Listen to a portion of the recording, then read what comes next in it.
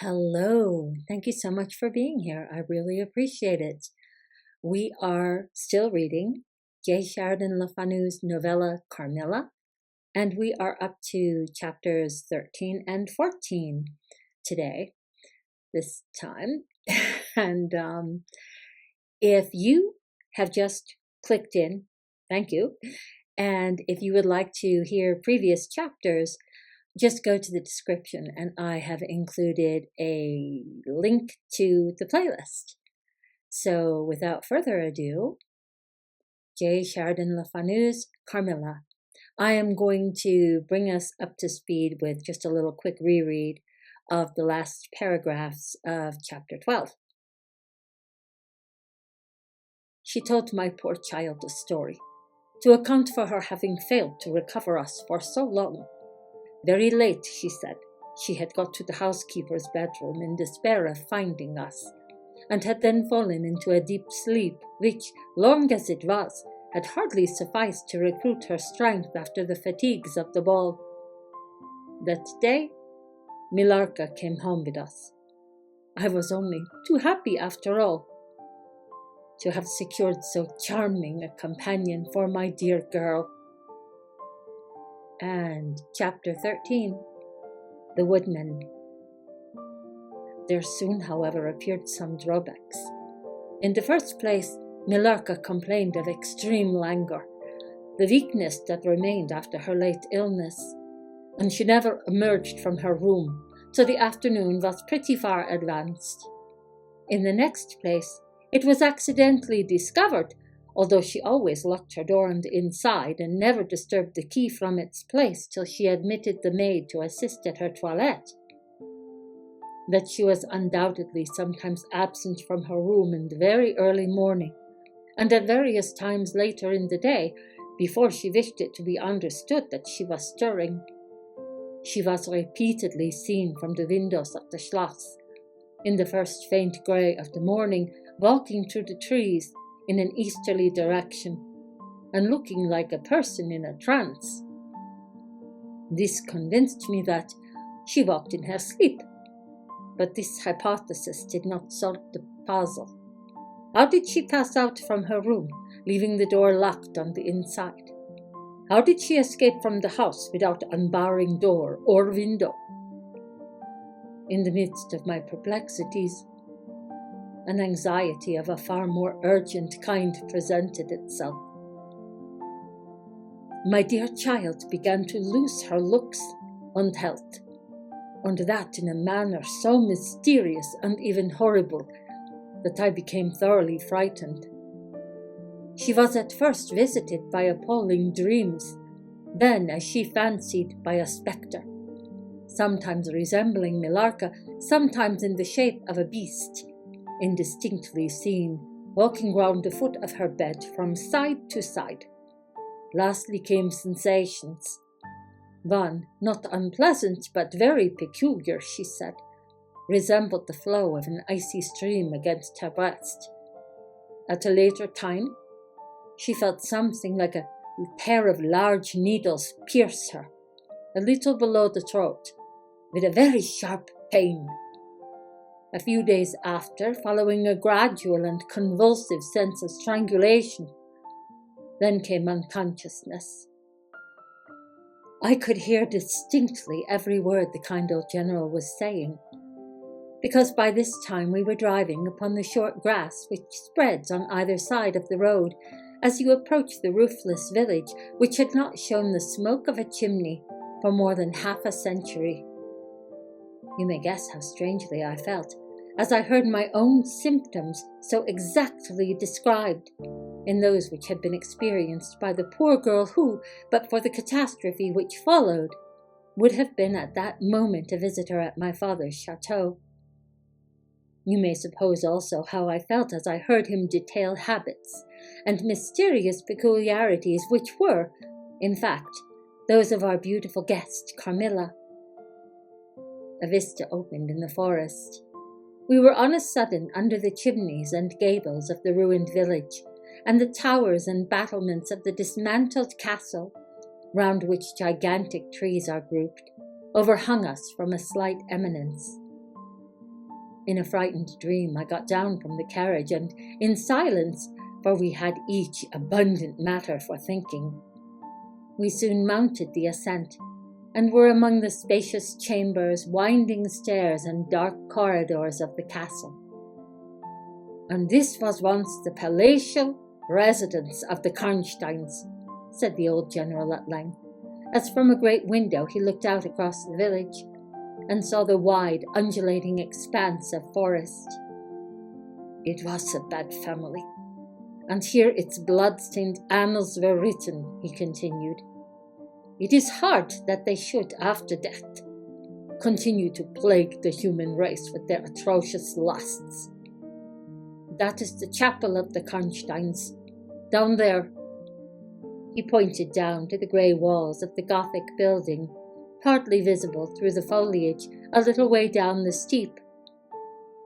And I hear the axe of a woodman, he added, busy among the trees which surround it. He possibly may give us the information of which I am in search, and point out the grave of Mircalla, Countess of Karnstein. These rustics preserved the local traditions of great families, whose stories die out among the rich and titled as soon as the families themselves become extinct. We have a portrait at home of Mircalla, the Countess Karnstein. Should you like to see it? Asked my father. Time enough, dear friend, replied the general. I believe that I have seen the original, and one motive, which has led me to you earlier than I at first intended, was to explore the chapel which we are now approaching. What? See the Countess Mircalla? Exclaimed my father. Why, she has been dead more than a century. Not so dead as you fancy, I am told, answered the general. I confess, General, you puzzle me utterly, replied my father, looking at him, I fancied, for a moment with a return of the suspicion I detected before. But although there was anger and detestation at times in the old general's manner, there was nothing flighty. There remains to me, he said, as we passed under the heavy arch of the Gothic church, for its dimensions would have justified its being so styled, but one object which can interest me during the few years that remain to me on earth, and that is to wreak on her the vengeance which, I thank God, may still be accomplished by a mortal arm. What vengeance can you mean? Asked my father, in increasing amazement.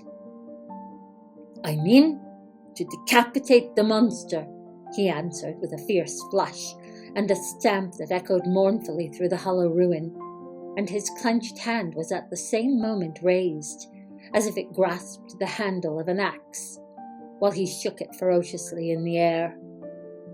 What? Exclaimed my father, more than ever bewildered. To strike her head off. Cut her head off? Aye, with a hatchet or with a spade, or with anything that can cleave through her murderous throat. You shall hear, he answered, trembling with rage. And hurrying forward, he said, That beam will answer for a seat. Your dear child is fatigued. Let her be seated, and I will, in a few sentences, close my dreadful story. The square block of wood, which lay on the grass-grown pavement of the chapel, formed a bench on which I was very glad to seat myself.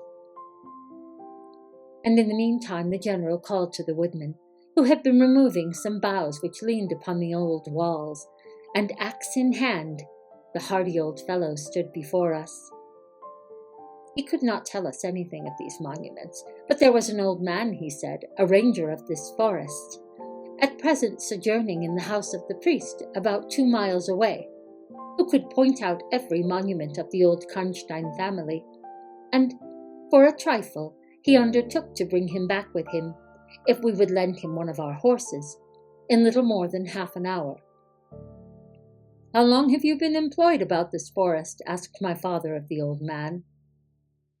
I have been a woodsman here, he answered in his patois, under the forester all my days, so has my father before me, and so on, as many generations as I can count up.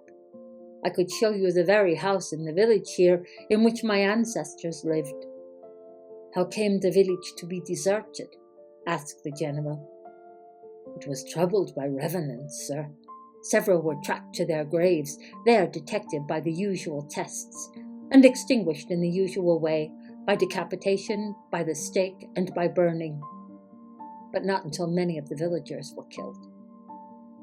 But after all these proceedings according to law," he continued, "so many graves opened, and so many vampires deprived of their horrible animation, the village was not relieved.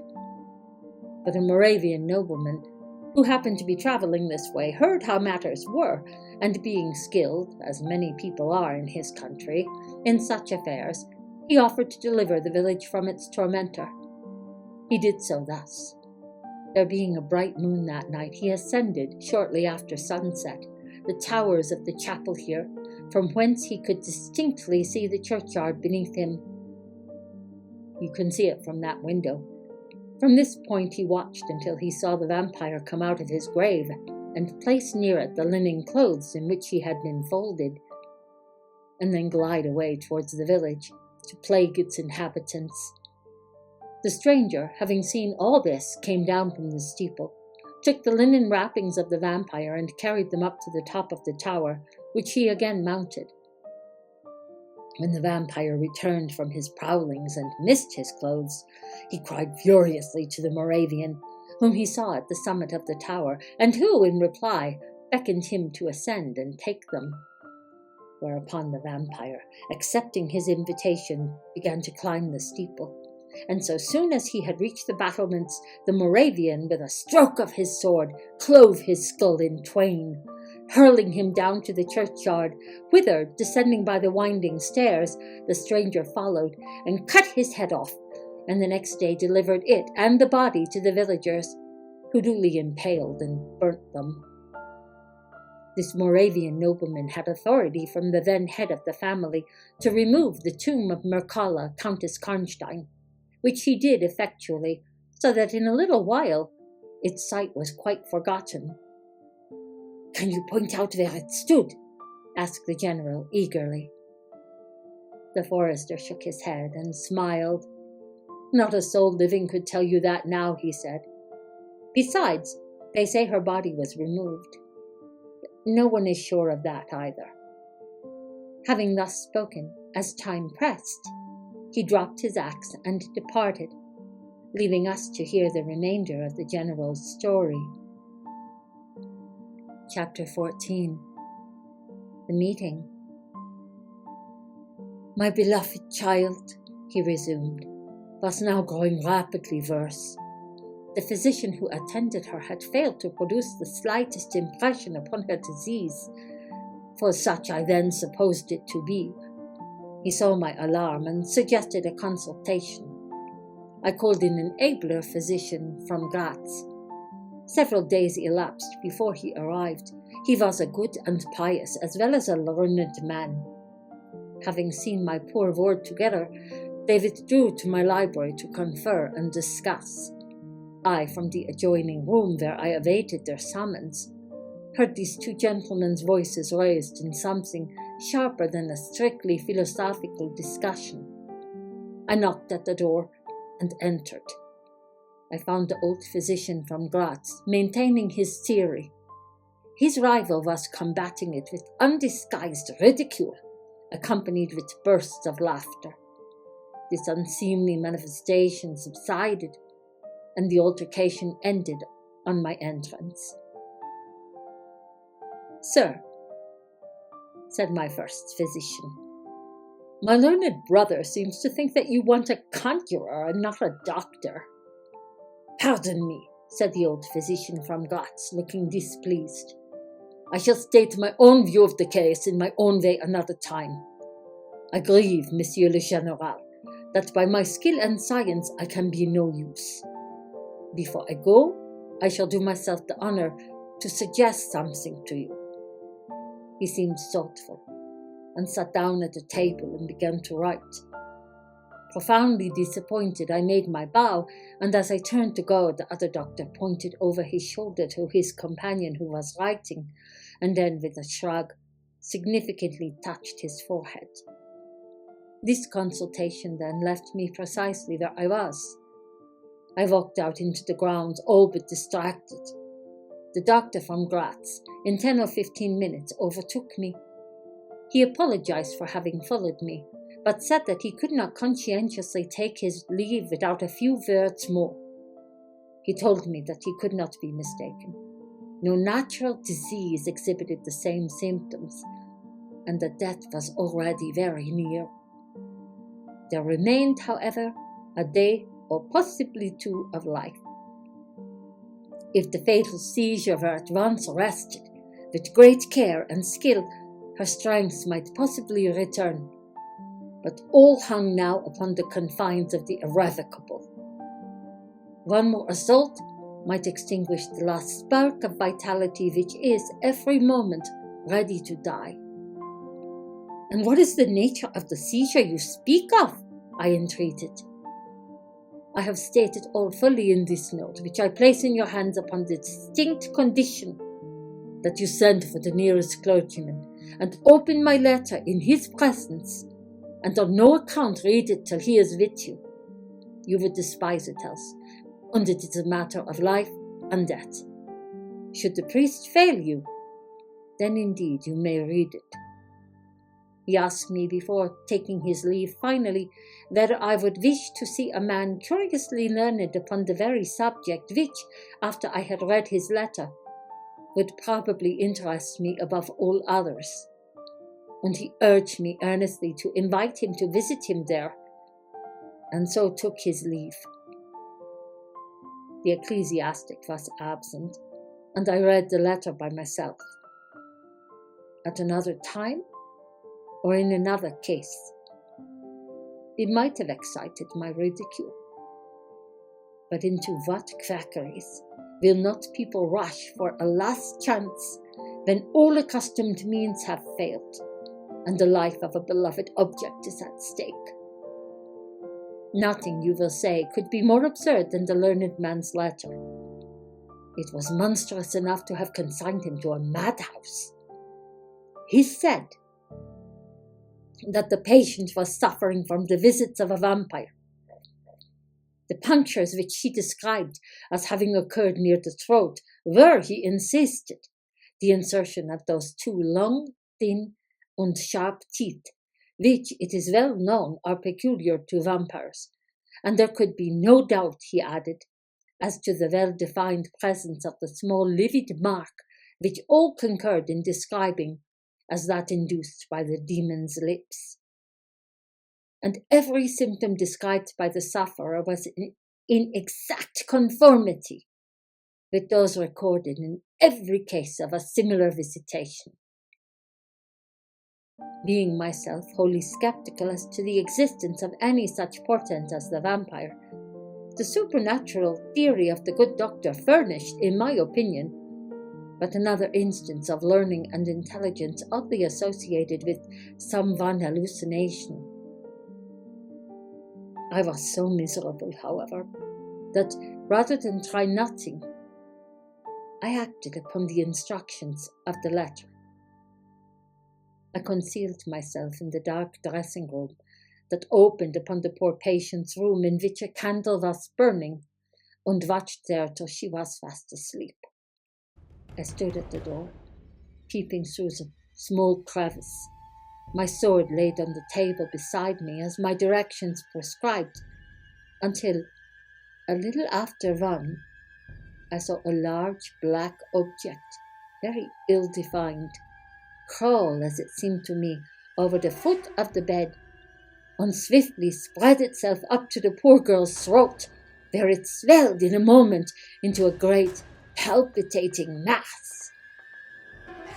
For a few moments I had stood petrified.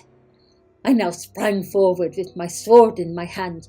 The black creature suddenly contracted toward the foot of the bed, glided over it, and standing on the floor about a yard below the foot of the bed, with a glare of skulking ferocity and horror fixed on me, I saw Millarca. Speculating I know not what, I struck at her instantly with my sword. but I saw her standing near the door, unscathed. Horrified, I pursued and struck again. She was gone, and my sword flew to shivers against the door. I can't describe to you all that passed on that horrible night. The whole house was up, unstirring. The spectre Millarca was gone, but her victim was sinking fast. And before the morning dawned, she died. The old general was agitated. We did not speak to him. My father walked to some little distance and began reading the inscriptions on the tombstones, and thus occupied, he strolled into the door of a side chapel to prosecute his researches. The general leaned against the wall, dried his eyes, and sighed heavily. I was relieved on hearing the voices of Carmilla and Madame, who were at that moment approaching. The voices died away. In this solitude, having just listened to so strange a story, connected as it was with the great entitled dead, whose monuments were mouldering amongst the dust and ivy round us, and every incident of which bore so awfully upon my own mysterious case, in this haunted spot, darkened by the towering foliage that rose on every side, dense and high above its noiseless walls, a horror began to steal over me, and my heart sank as I thought that my friends were, after all, not about to enter and disturb this triste and ominous scene. The old general's eyes were fixed on the ground as he leaned with his hand upon the basement of a shattered monument. Under a narrow arched doorway, surmounted by one of those demoniacal grotesques in which the cynical and ghastly fancy of old Gothic carving delights, I very gladly saw the beautiful face and figure of Carmilla enter the shadowy chapel. I was just about to rise and speak, and nodded smiling in answer to her peculiarly engaging smile, when with a cry the old man by my side caught up the woodman's hatchet and started forward. On seeing him, a brutalized change came over her features. It was an instantaneous and horrible transformation, as she made a crouching step backwards. Before I could utter a scream, he struck at her with all his force, but she dived under his blow and, unscathed, caught him in her tiny grasp by the wrist. He struggled for a moment to release his arm, but his hand opened, the axe fell to the ground, and the girl was gone. He staggered against the wall. His grey hair stood upon his head, and a moisture shone over his face as if he were at the point of death. The frightful scene had passed in a moment. The first thing I recollect after is Madame standing before me and impatiently repeating again and again the question, "Where is Mademoiselle Carmilla?" I answered at length, "I don't know. I can't tell. She went there," and I pointed to the door through which Madame had just entered, "only a minute or two since." "But I have been standing there in the passage ever since Mademoiselle Carmilla entered, and she did not return." She then began to call, "Carmilla!" through every door and passage and from the windows, but no answer came. "She called herself Carmilla?" asked the general, still agitated. "Carmilla, yes," I answered. "Aye," he said, "that is Millarca. That is the same person who long ago was called Mircalla, Countess Karnstein. Depart from this accursed ground, my poor child, as quickly as you can. Drive to the clergyman's house, and stay there till we come. Begone! May you never behold Carmilla more. You will not find her here." And that is the end of chapter 14. The next and last chapter, chapter 15, should be up in the next couple of days, definitely before Halloween. And in the meantime, please like, and subscribe if you see fit, and leave a comment. And in the meantime, I hope that your week is going great, your weekend, your day, your night, whatever time of day it is for you or year. I hope it's going well. Bye.